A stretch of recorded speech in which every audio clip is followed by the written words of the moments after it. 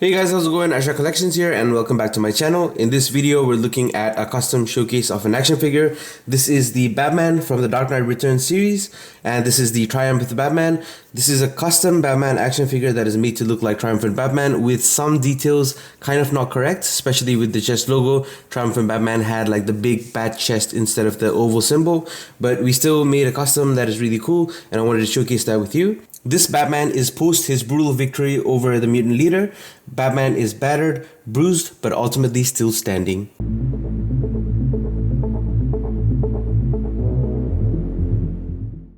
So the cool thing about this Batman action figure is that it was almost entirely done by my wife.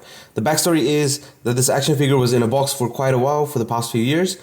Because I've been collecting more of the recent, more newer stuff with the articulation and all that. So this Batman was resigned to a storage box. But a few weeks ago, I was entirely obsessed with shading action figures and basically bringing out more of the musculature. So which is done here.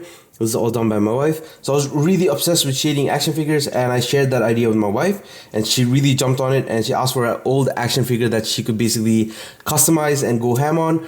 And this was the first action figure that came to my mind. So I gave her this and I think she did a pretty awesome job. For starters, we stripped off Batman's plastic cape and my wife then repainted Batman with a primer or a basic gray coat of paint. And then she then put on some zenithal highlights, which created all of these wonderful shadows.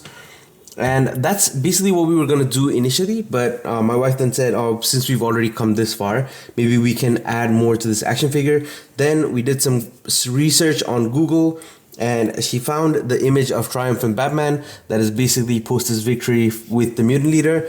And all the rips, the tears, my wife really enjoyed that idea and she had a plan to recreate it and I think she did it perfectly.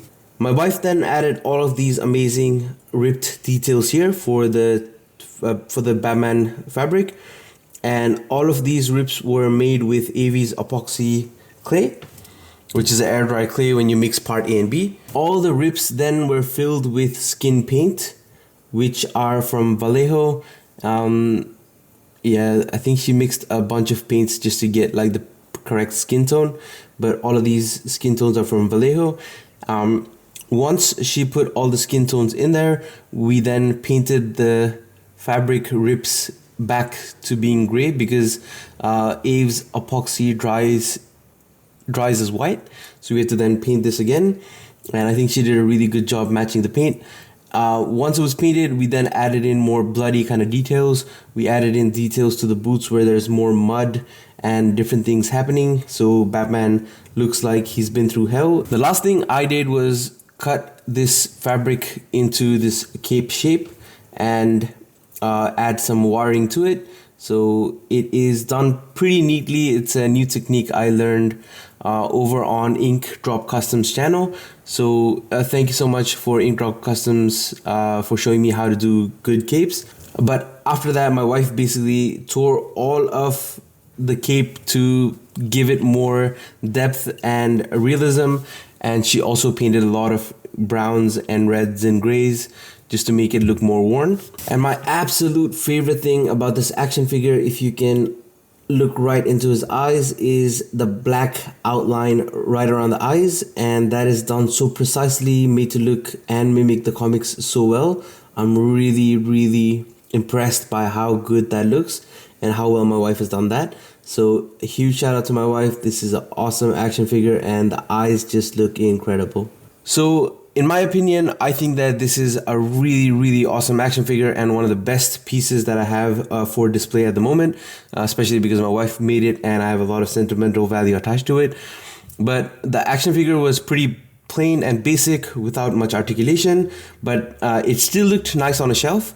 Now it has a lot of character, attitude, and also a lot of battle scars, which makes it really, really amazing. And it will definitely stand out on the shelf. So I'm really in love with this action figure. Initially, my expectation was just to do something like this, where I'm adding shading to the Batman action figure. This is still not like 100% what I want it to be, but I think it's still better than what I was doing previously. So this was my expectation, and I think that this custom went above and definitely beyond what I was expecting, and it's amazing.